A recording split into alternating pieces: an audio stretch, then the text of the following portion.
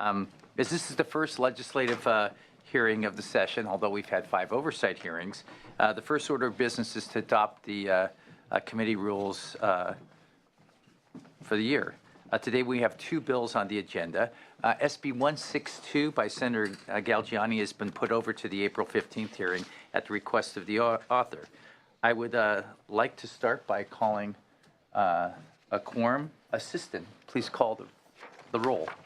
Senators Wykowski. Here. Wykowski here. Gaines. Bates. Here. Bates here. Hill. Jackson. Here. Jackson here. Leno. Here. Leno here. Pavley. All right, a quorum is established.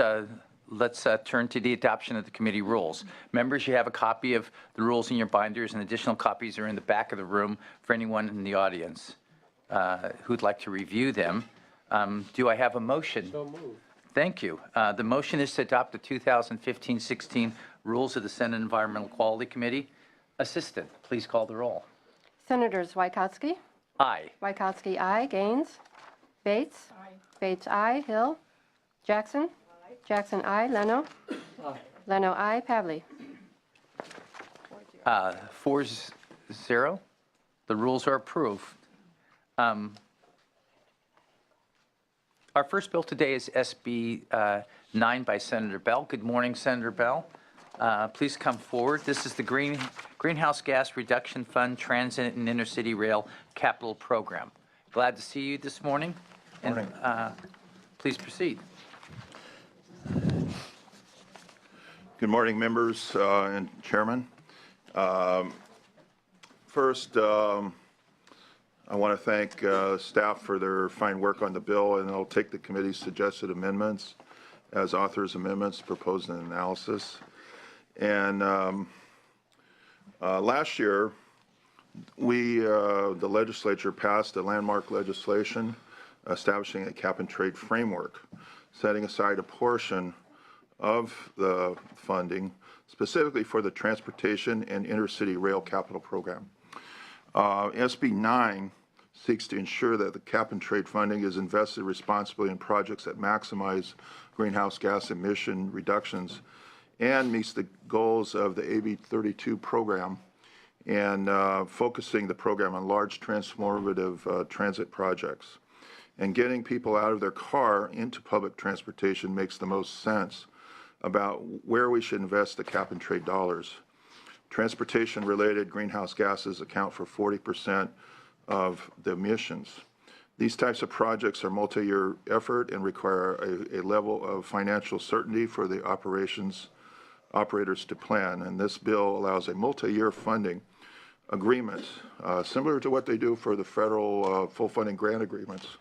Same process, essentially, to address the issue so we can have financial certainty for the operators and allowing them to plan complete projects. I respectfully ask for your aye vote. I believe this will result in a more efficient construction delivery of large-scale transit projects in California, and I urge an aye vote. Thank you. First witness, please.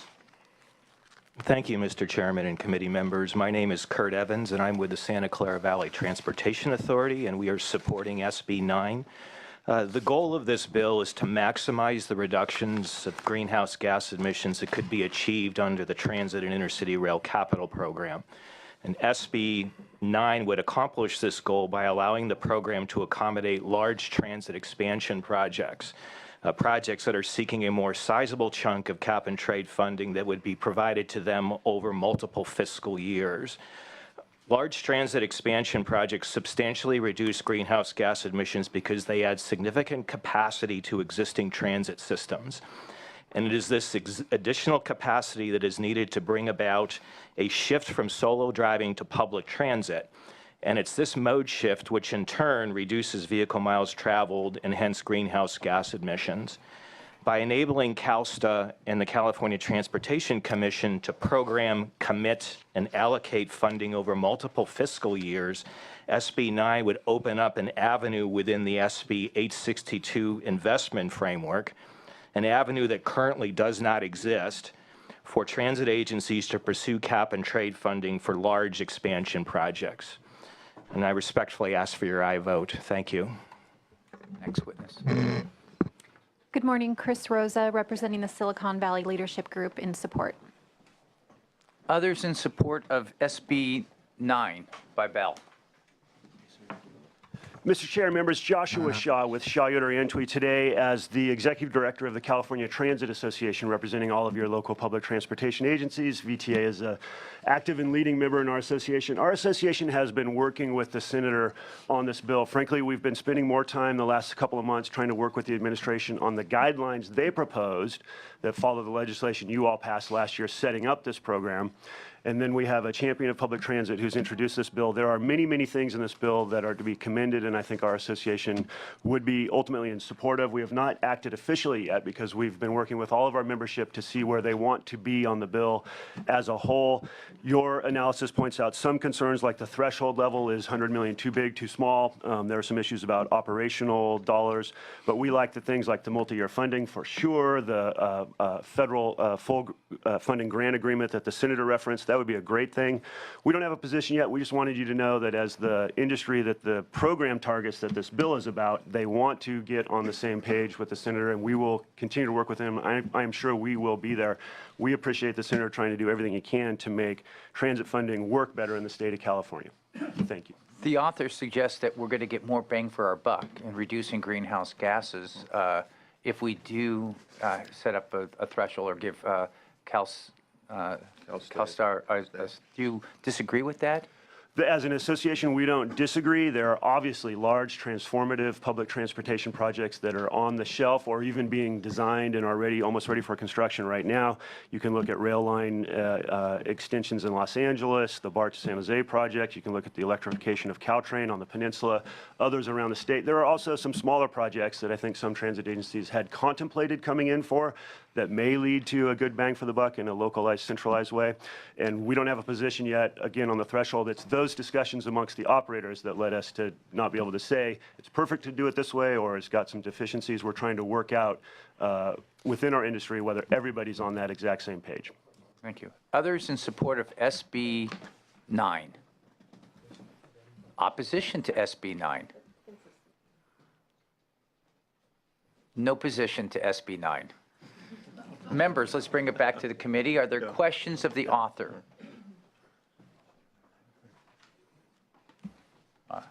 Comments. Okay. Senator Leno, I see your hand. Just a follow-up to your comment, Mr. Chair. Clearly, the effort here is to maximize these dollars that we've now secured for purposes of transit, which is a great step forward for all of us, so that we do get the greatest amount of reduction. But at the same time, what about potentially disadvantaged communities that may not be playing in that ballpark of $100 million plus? Do you have any concern that there may be some unintended consequence here? I think that it's an issue to be careful about. I don't think it changes any requirements that we have in meeting the goals of SB 535. However, I'd like to point out that in the case of the BART to San Jose project, the BART project has stopped and it was phased. This kind of process that I'm suggesting would avoid a lot of phases. A lot of times the phasing of these projects actually stops right before it goes into low-income communities. And so the BART project was stopped at Berryessa Road before it went into the Alum Rock area of San Jose, which is the lowest income area of our city. I think what I'm proposing is a process that we can fund transit projects that would avoid phasing, avoid these phases that for example, LA, their plan avoiding phasing projects, they can get a full funding grant agreement that would allow projects to be maybe a few miles longer to reach into low-income communities. That would be an issue. However, I'd like to also point out another fact that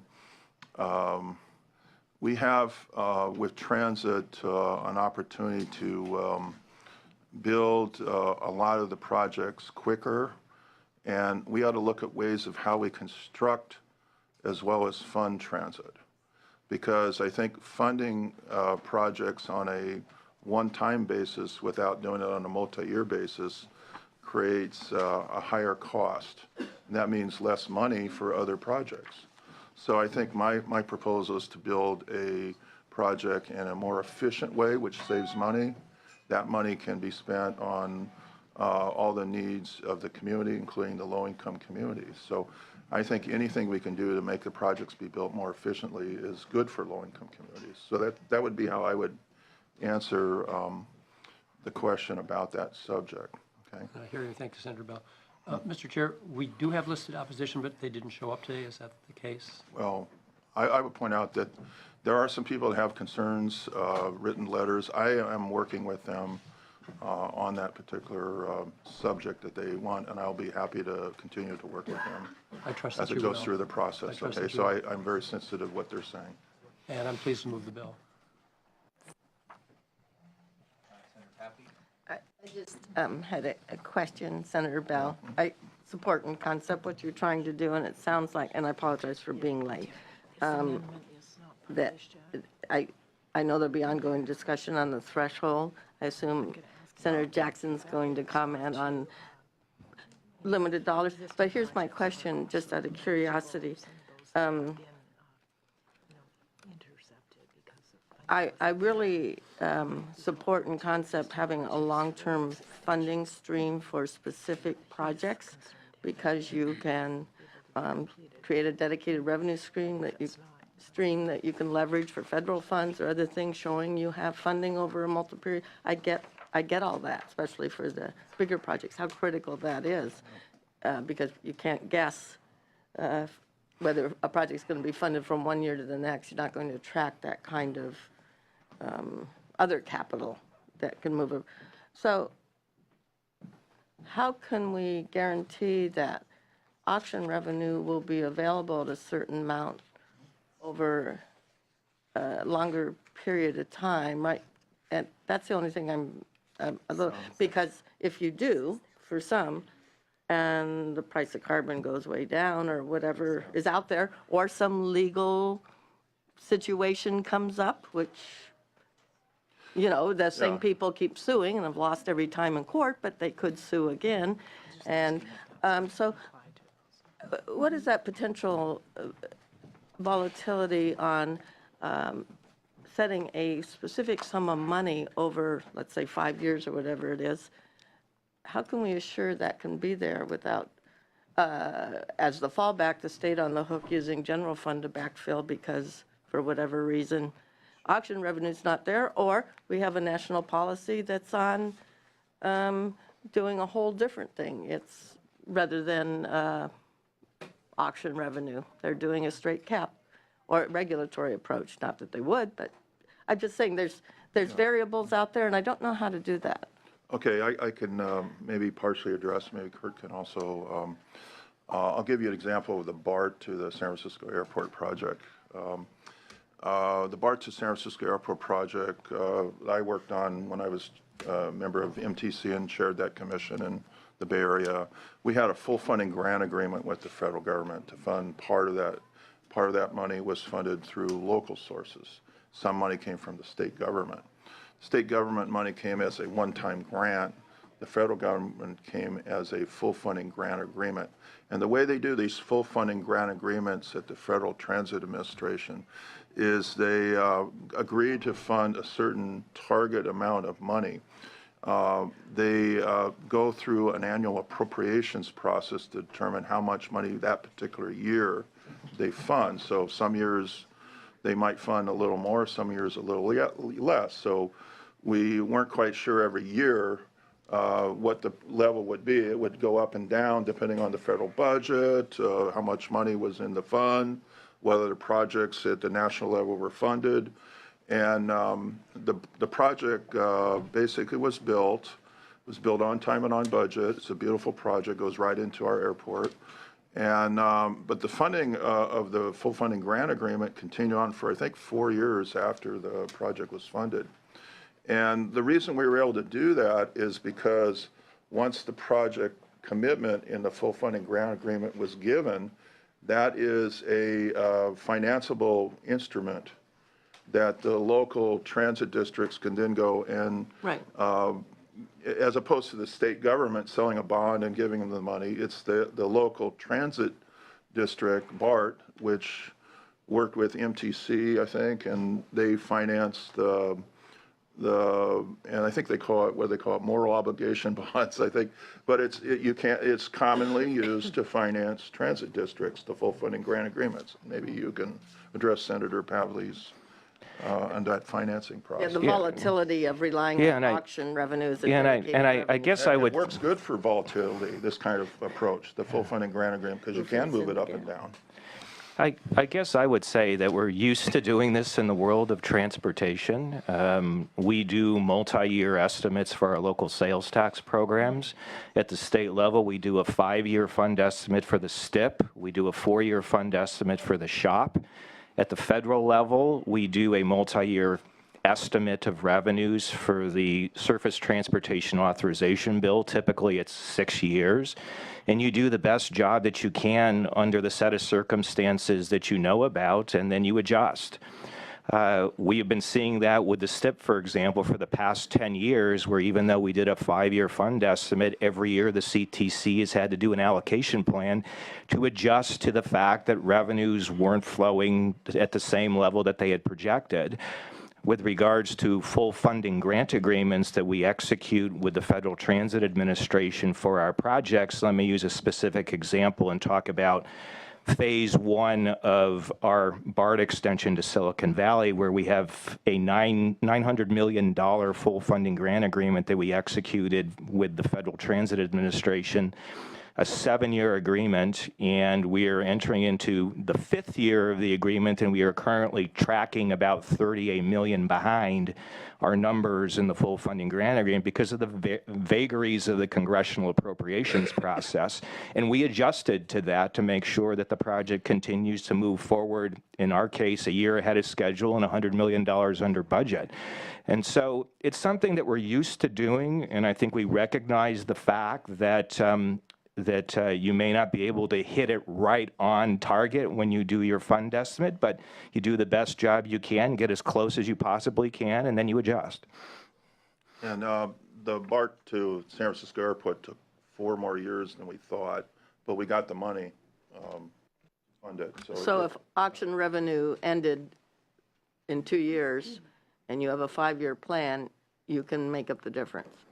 I just want to make sure there wasn't some consequences of other areas of the general fund. Oh, or if state monies auction had to revenues backfill. blew up, we could put a blow-up clause in the full funding grant agreement something. too. I mean, And I think what we'll do that for a lot of things if that happens. And I think what we're also doing with the bill is to, make the assumption at this point in time that CalSTA is going to do a 2-year programming process covering FY 2015 and FY 2016 pursuant to their guidelines. So they're going to do an initial 2-year program of projects and program about $125 million. What we're thinking about with this bill is to have this bill come into play in FY 2017 and beyond, and hopefully we'll have, over the next 2 years, a little bit better idea as to will cap and trade revenues continue to exist, and we may have a better idea from more experience with the auctions, do a better job projecting. So we have that thought in mind in terms of how we're structuring the bill. Vice Chair Gaines, you want to say something? Just wanted to congratulate the author for bringing it forward. I think it's a great piece of legislation, and those funds can be used for transit, and that's a good thing. Thank you. Senator Bates. I certainly concur, but Senator Bell, I was not clear in terms of taking the amendments. Will this apply to projects that are ongoing, that are already in the queue as we hit 2017? I don't see there's any kind of restrictions that the California Transit Agency puts on who can apply for it. This bill does not address that. That's up to their guidelines, and I don't think it prohibits that. You looked at the guideline. No, I don't think so. I mean, you'll be able to apply to CalSTA for the project, and you would be able to apply for work that's currently not under contract. So if you've got a project right now that's going through the project development process, maybe you're in the environmental process, and you would want to seek cap and trade funding for construction, you'd be able to do that.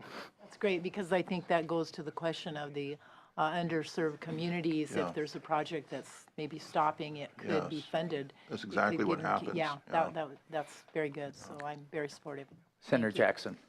Thank you. As chair of this, the Select Committee on Passenger Rail, and I know that Senator Bell is the vice chair of that, and working hard on the whole issue of rail, it's my hope that this measure continues to build momentum and tweaking. I know there are going to be lots of things, but the concept, I think, is certainly a very worthy one, recognizing that we really need to connect the state.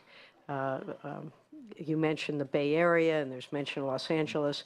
For some of us who represent areas in between, we recognize the importance, economically certainly, of connecting this state from San Diego up through Eureka, and rail as a method of transportation in today's world, and in terms of reducing greenhouse gas emissions using the newest forms of technology is certainly, I think, a critical component in that.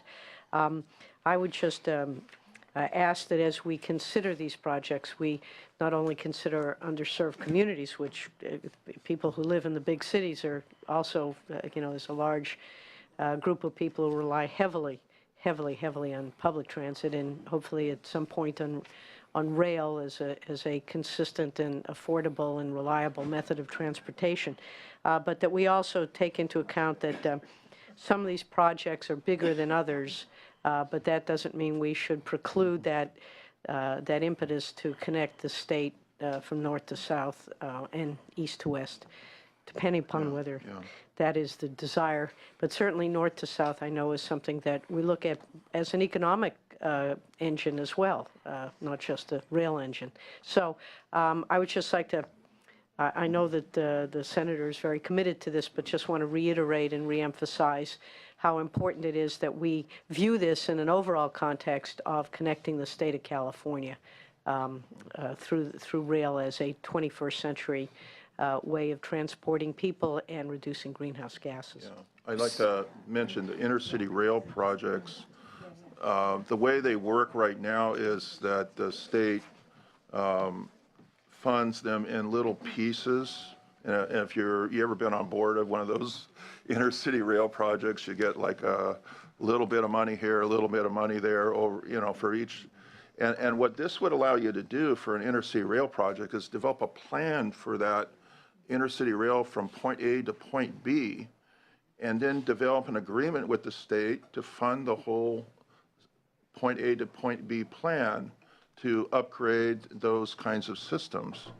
And it is a different way of doing things than the way that they do it now, where they fund on a yearly basis a little piece of project here and a little, and you have to constantly go through a budget process. And this would allow an agreement that makes sense. And it seems to me that the intercity rail projects are kind of orphaned a little bit, and this would allow those kinds of projects to complete the project quicker and have a full project. Like if you're going from San Diego to Los Angeles, for example, why does it go a little bit and stop, and then you have a little bottleneck section, and or from Santa Barbara to Los Angeles, you're kind of dealing with each county, and you kind of have a little bit of funding here and a little bit of funding there for the project.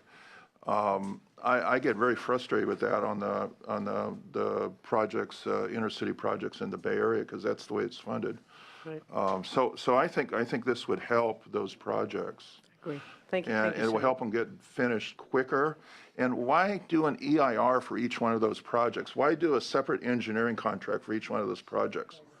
Yeah, well, yeah, but no, but if you Good did question, one, but if you separate did, bill, yeah. if you did one project, you can have one comprehensive environmental impact report, one comprehensive engineering plan. It saves money, so. May I take that as your That's my closing remark. May I take that as your close, Senator? Thank you. There is a motion do pass as amended. Assistant, please call the roll. Item 1, SB 9 by Senator Beal. The motion is do Bell, pass. yeah. Bell. Sorry. Pardon me. Getting used to these meetings. The motion is do pass as amended and refer to Transportation and Housing Committee. Oh, I know the chair there. Yes, indeed. Senators Wykowski. Aye. Wykowski, aye. Gaines. Aye. Gaines, aye. Bates. Bates, aye. Hill. Hill, aye. Jackson. Jackson, aye. Leno. Leno, aye. Pavley. Pavley, aye. 7-0. Congratulations, that matter passes 7-0. Thank you. Good luck in the Transportation and Housing Committee.